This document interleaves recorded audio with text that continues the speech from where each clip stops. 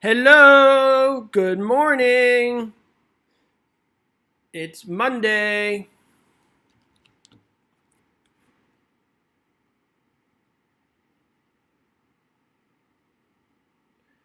How's everybody doing? We're going to get started.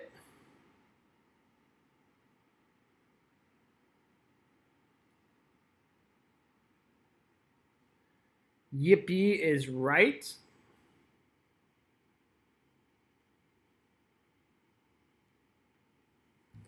Loud and clear. So if you guys notice in the title, we've got so many exciting things. Before we do anything, tell me the 5 words that you memorized. 5 words that you memorized. What are the 5 words you memorized this morning?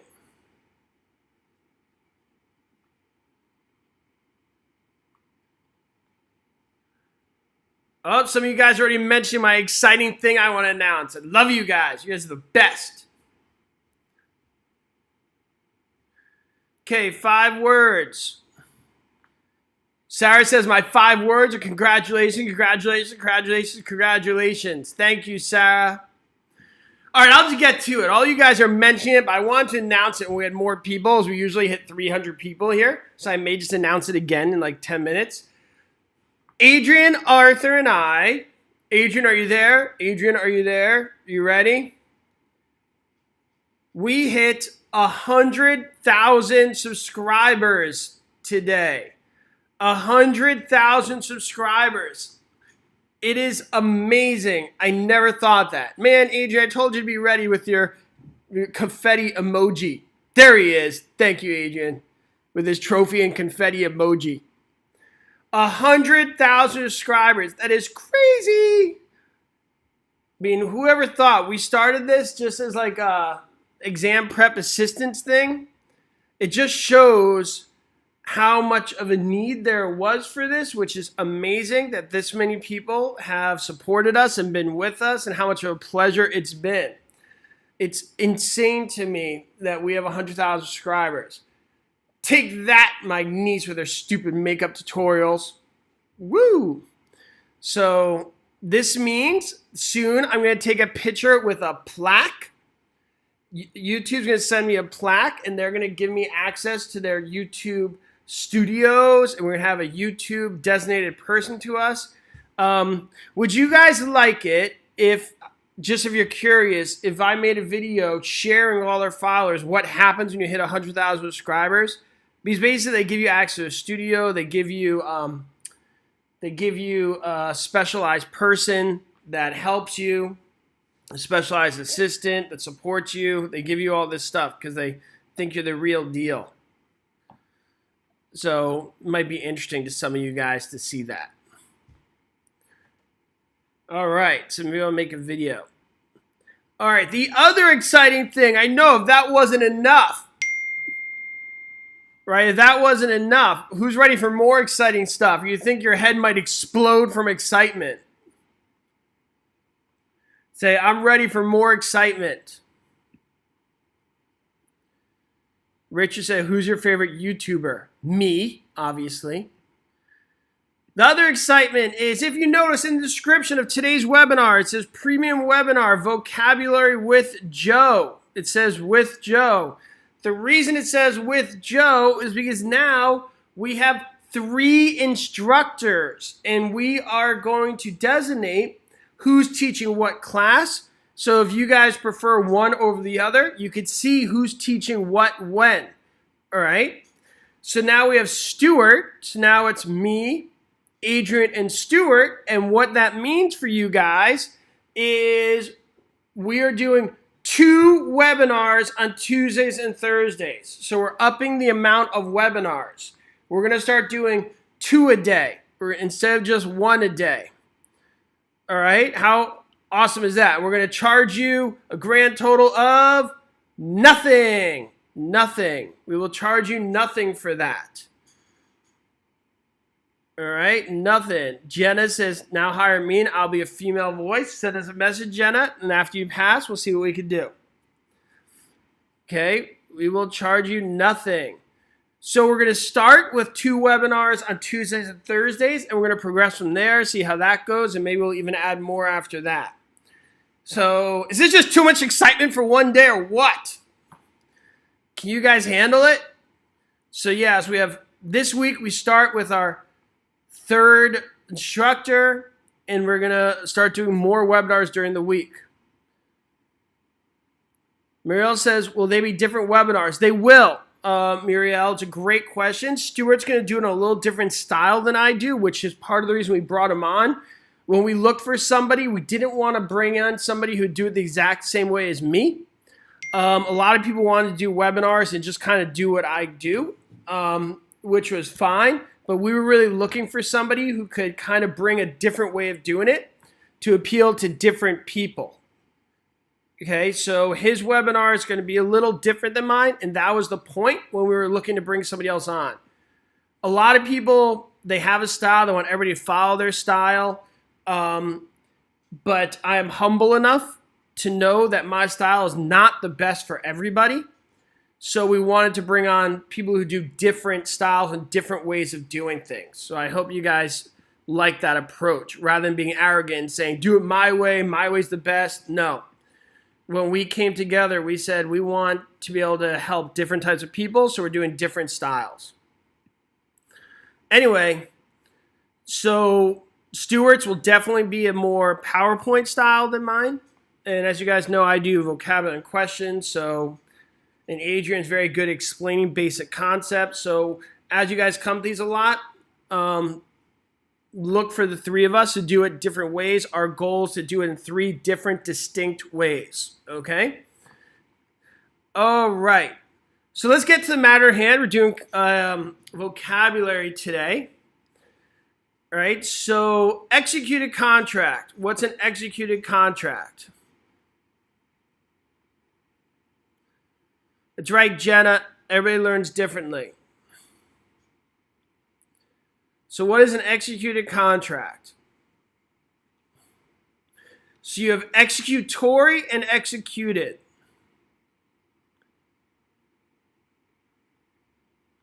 Jenna says, I love math since I met you. That is the highest compliment I've ever received in my life. Okay, executed contract means been fully performed. Executory means yet to be performed.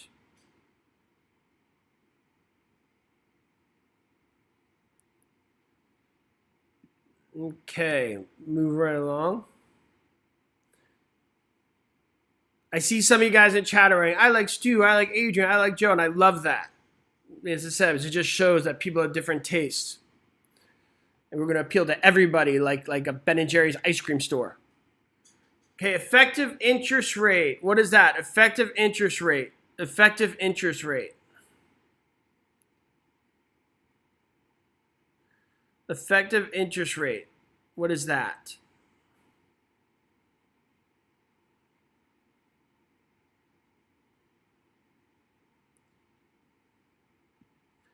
So that's the interest actually paid, as opposed to a nominal interest rate, which is the rate named in the note.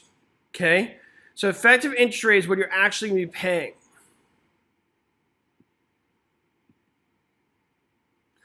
A counteroffer. What is a counteroffer? A counteroffer.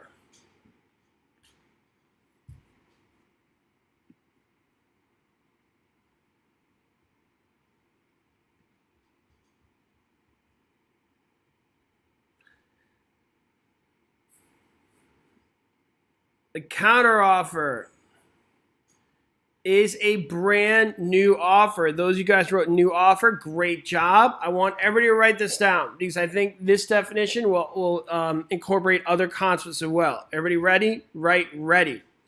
If you're ready, write ready. Counteroffer is when the offeree becomes the offeror. Janet's way ahead of me. Nice job, Janet. The offeree becomes the offeror, or the offeror becomes the offeree, however you like it. Everybody write that down in the chat. Offeree becomes the offeror. Offeree becomes the offeror. The important thing is, in actual real life, if you guys ever bought a home and dealt with counter offers, in real life, it's like a modification of the original offer. But technically and legally speaking, it's a termination of the original offer, and a new offer is being presented.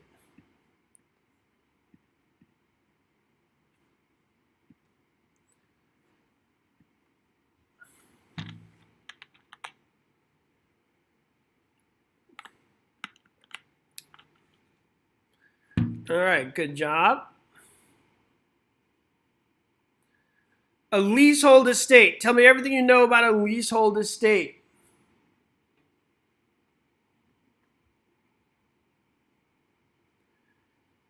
Leasehold estate.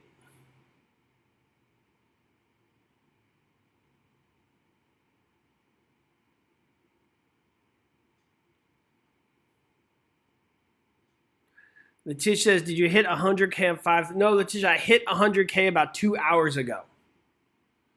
So I hit it today.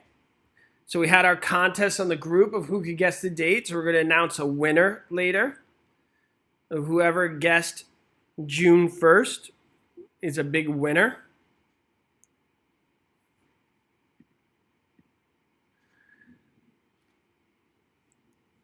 Leasehold estate, tenant's right to occupy real estate during a term of a lease.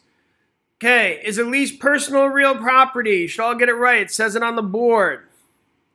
Thanks, Shay King.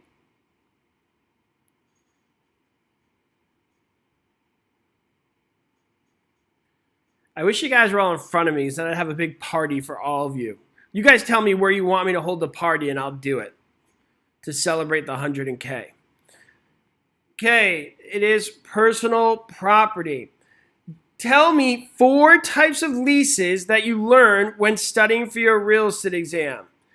Tell me 4 types of leases you learn when studying for your real estate exam.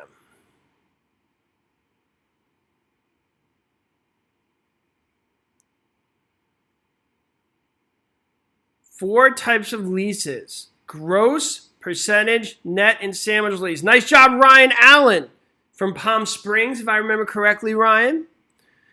Ryan's a neighbor to my mom. She lives in that area. That's why I remember.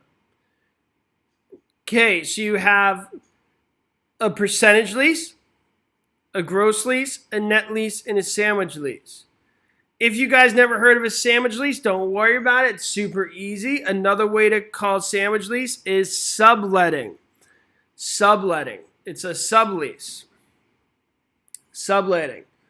It's when the lessor is also the lessee. It's when the lessor is also the lessee. Okay? So you have the sandwich lease. What is a percentage lease? What is a percentage lease? Who can tell me what a percentage lease is?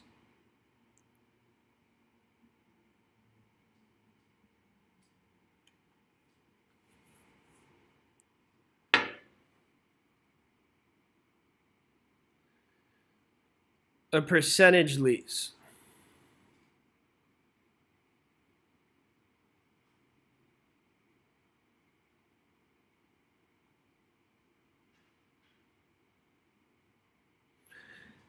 So a percentage lease is when you get paid based on the gross receipts, get paid based on the money coming in. That is a percentage lease. Good. A net lease. What is a net lease? A net lease. A net lease. What is a net lease? Ooh, 300 people today.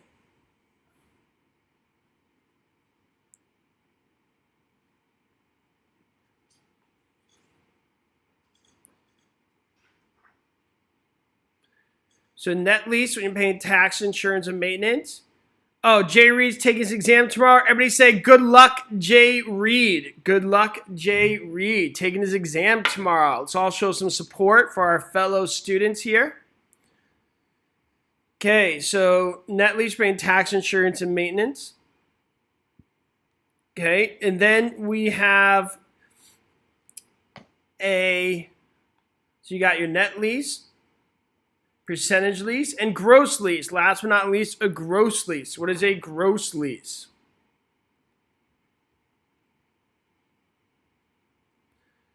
What is a gross lease? What do you guys think?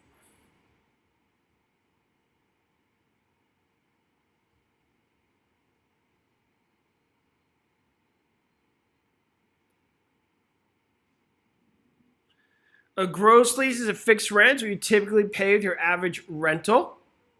Like you're paying $1,000 a month. And there you go.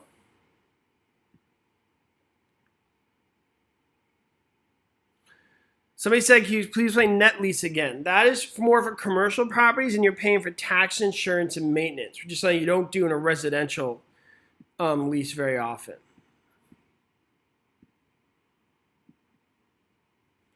Redlining. What is redlining? Redlining.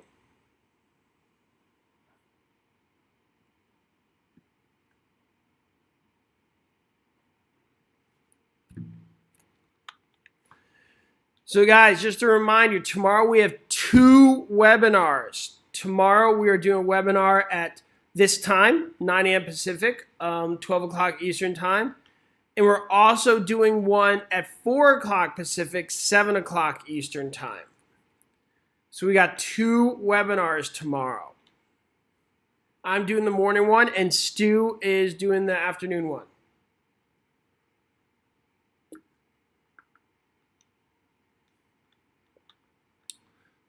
Okay, redlining is discriminating when making loans.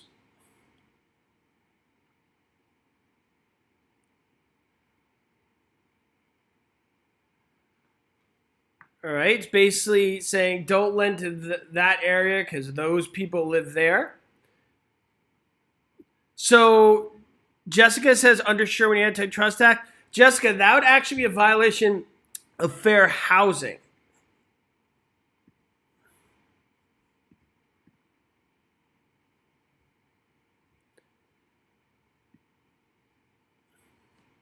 Principle of regression.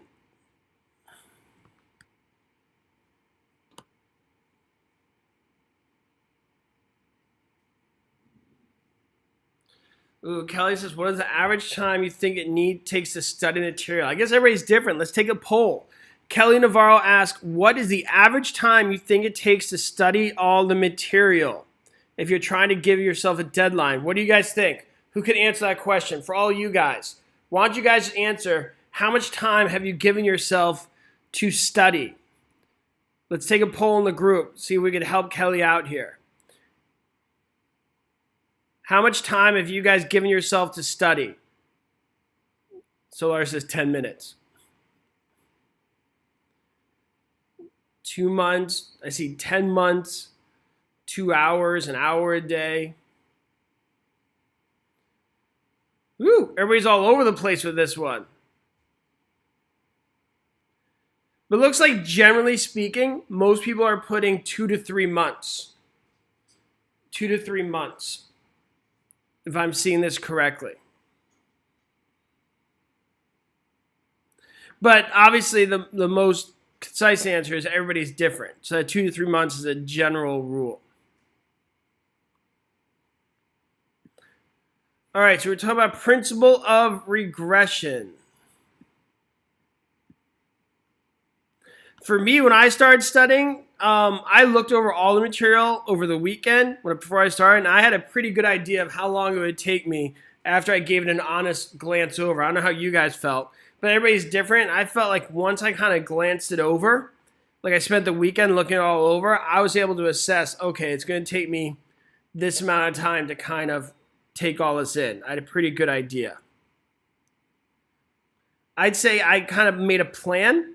Like you look over the material, you look at your schedule, you look at if you have kids to take care of, other jobs or things like that. And then I guess I planned out, and from there I was able to accurately determine a schedule that worked for me. So I think your first step, if you guys want to know how long you need to study, you got to take an honest look at your life and what you'll do and make a plan. If you make a plan, then you guys could do it. There is a girl who I interviewed, did a video on. She was a single mom, had 2 kids, was a school teacher and getting her graduate degree, and she still got this stuff taken care of. She gave herself 6 months to learn this stuff, then she passed her exam because she planned it. She made a good plan. Awesome person, very well planned schedule, and she got it done. Okay, principle of regression is when you have an expensive home around other cheaper homes, the value goes down. The opposite would be progression. If you guys look at my interviews with people who passed, she's in one of those interviews. Very impressive person. She's doing great.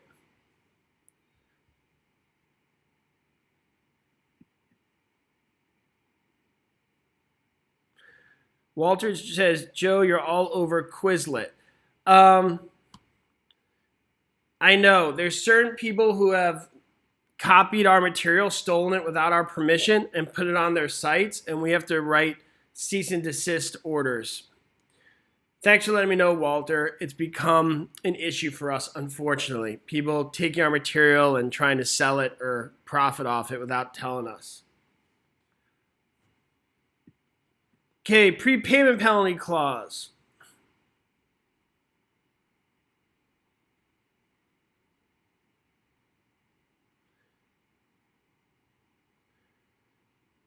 Prepayment penalty clause.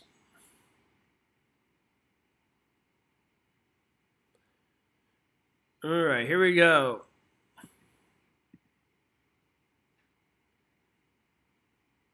Yeah, I don't like to talk about that much because it's negative stuff, but we have had to learn how to deal with that.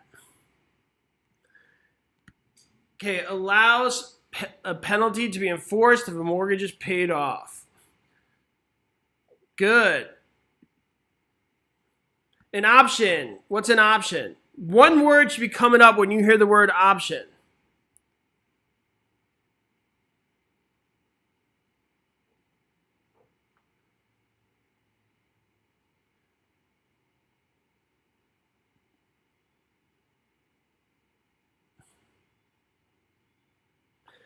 Unilateral. The word unilateral should be coming to an option. Because what's a bilateral contract? That means a promise for a promise. Unilateral means there's only one promise being made, right? And an option, by definition of an option, means you don't have to do something, right, guys? So, for example, if you have a lease with an option, a lease option, what is that? That means you rent a property and you have the option to buy it at the end of a designated time period, okay? You do not have to buy it. You have the option. Therefore, you would be the optionee. You are not buying it.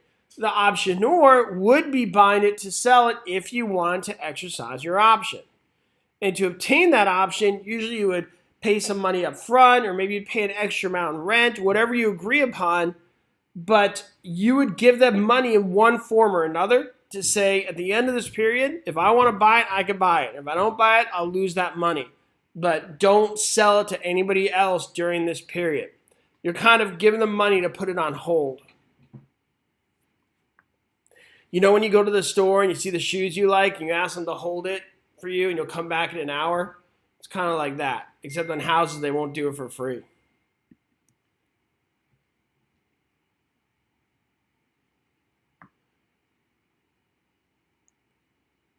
Effective age.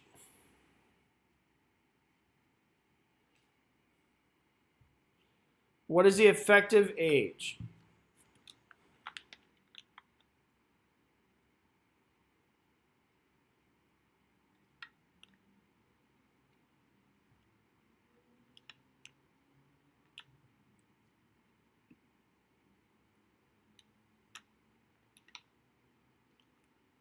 Effective age is the building's condition.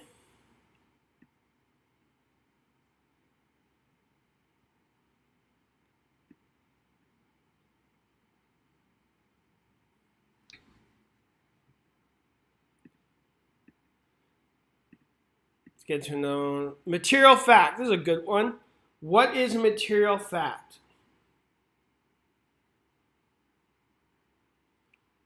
What do you guys think is a material fact?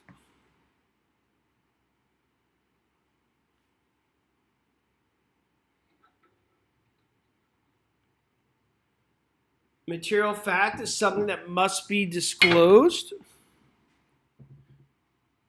Like a leaky roof. That's right, Walter. Good. Like a leaky roof is a material fact.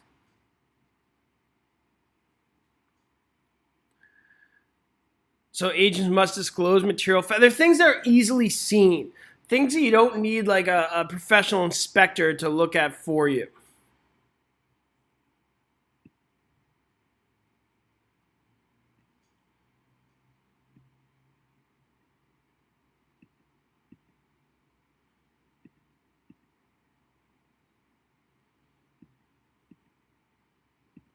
Let's see. Police power. Give me an example of police power.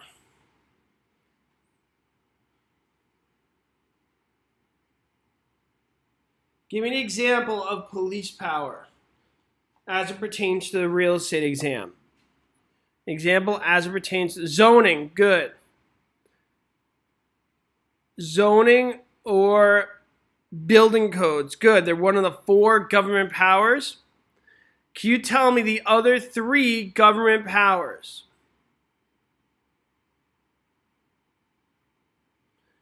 So police power is one of the 4 government powers we learned for the exam. What are the other 3? So eminent domain is one. Taxation is another. And escheat is the 4th. And we remember the acronym PEAT, right, guys? Police power, eminent domain, taxation, and escheat. And we talk about police power, we talk about zoning and building codes. What is the difference between police power and eminent domain? What is the difference between police power and eminent domain?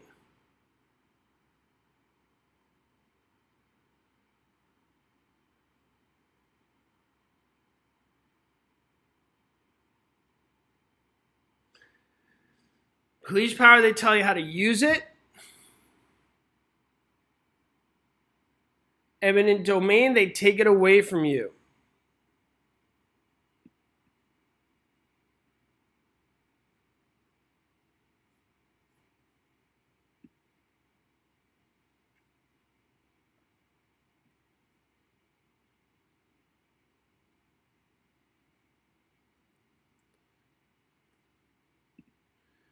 Hey, good job, everybody. Fee simple estate. Lots of things you guys could say about this one. Let's hear it. Fee simple estate. What are some things you could say about this one?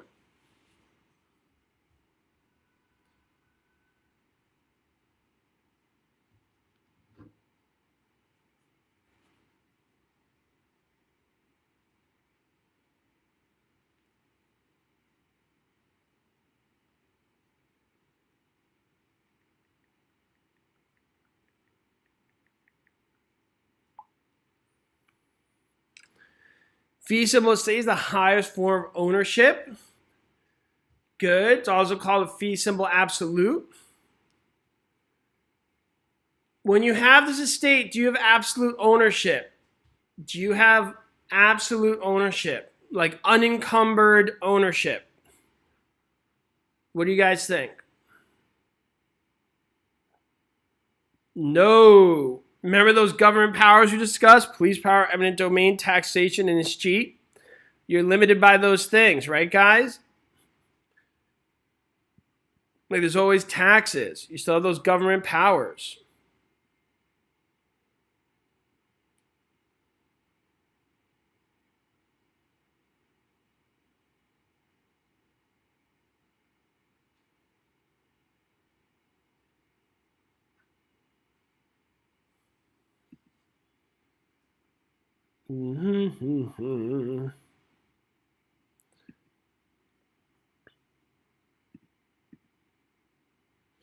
Estate at will. What is an estate at will?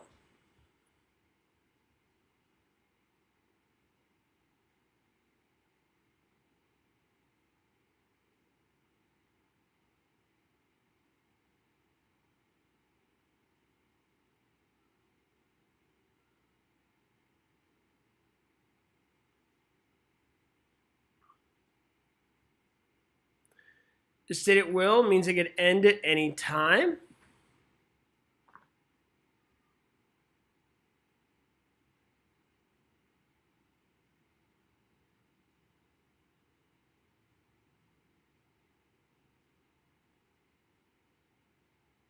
Good.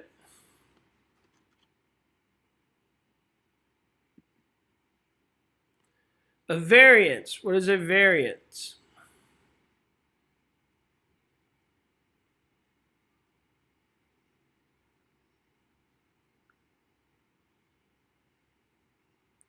What is a variance?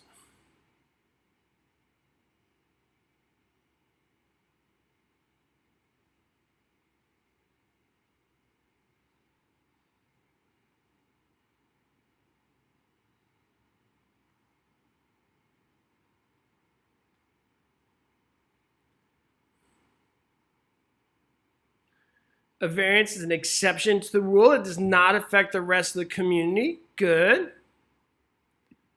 You would petition for a variance when you want that, when you're building your property.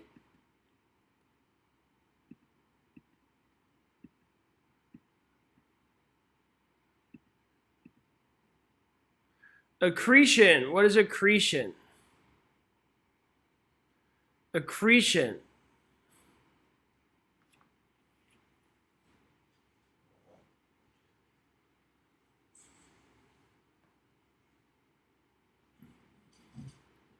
Accretion.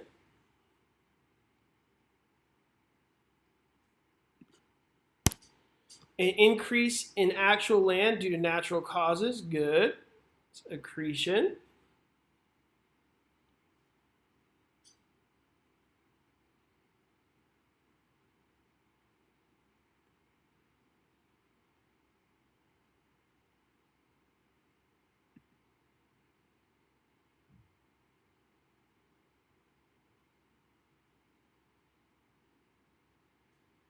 An appraiser. What's an appraiser?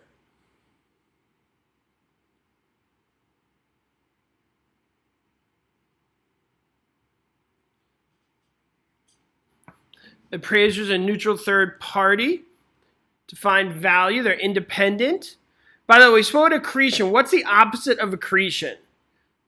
What do you guys think? What's the opposite of accretion? What do you guys think? What's the opposite of accretion?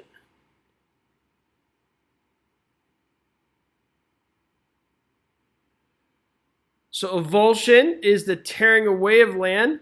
Reliction would probably be a more appropriate answer because avulsion is sudden and violent.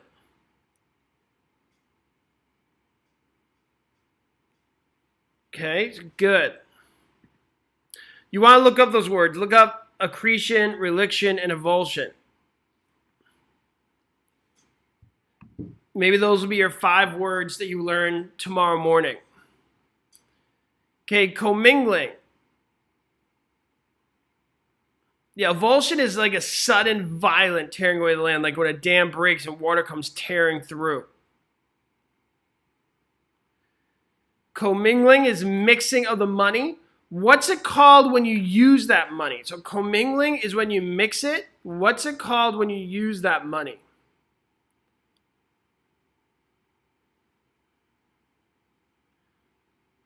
So you mix it, but when you use it, what's that called? That's conversion. Nice job, Kevin. Great job, Kevin Yanak. So that would be conversion when you actually use that money. A general lien. What is a general lien?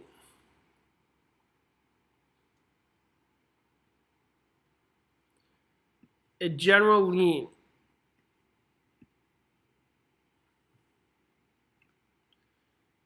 A general lien is lien against all property. Give me an example of a general lien. Oh, Walter's way ahead of me. Income tax or a judgment would be an example. Good.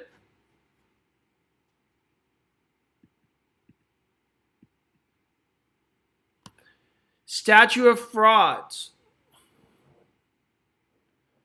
What is statute of frauds?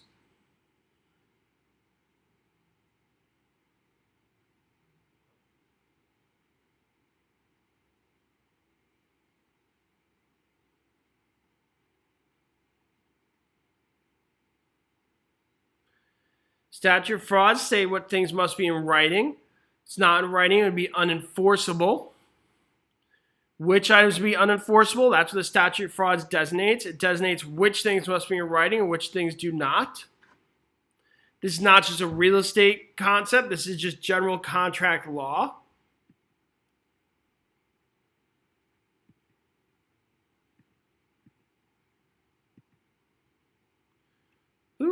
Okay, I see mutual consent on the board, right? Mutual consent is one of the essentials of a valid contract. What are the other three? Mutual consent is one of the essentials of a valid contract. What are the other three? Ladies from Rachel says actual fraud is lying. It's straight up lying. See, that question was asked. Okay, so mutual consent, capable of parties, consideration, and lawful object. You guys got to know that. The four essentials of a valid contract. Mutual consent, consideration, capable of parties, and lawful object.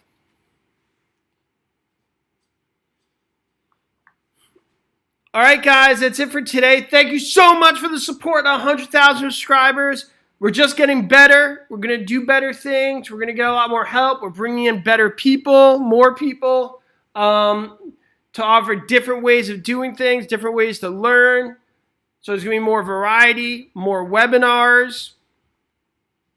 And I think Stu's going to be fantastic. Adrian's going to be great as always. He always is. He'll be here on Thursday. And we're all going to try and teach in our own unique way to give you guys a different perspective on everything. That's really important to me. Like I said, we're not going to be so arrogant to believe that one way is the way to do everything. So I'm really going to try and promote people to do things in a different way so you guys get a different vantage point all the time. All right, so tomorrow we got 2. We have it at 9 a.m. and 4 p.m. Pacific time. That's 12 and 7 o'clock Eastern time. All right, thanks, everybody. Have a great day. Felicidades, muchas gracias.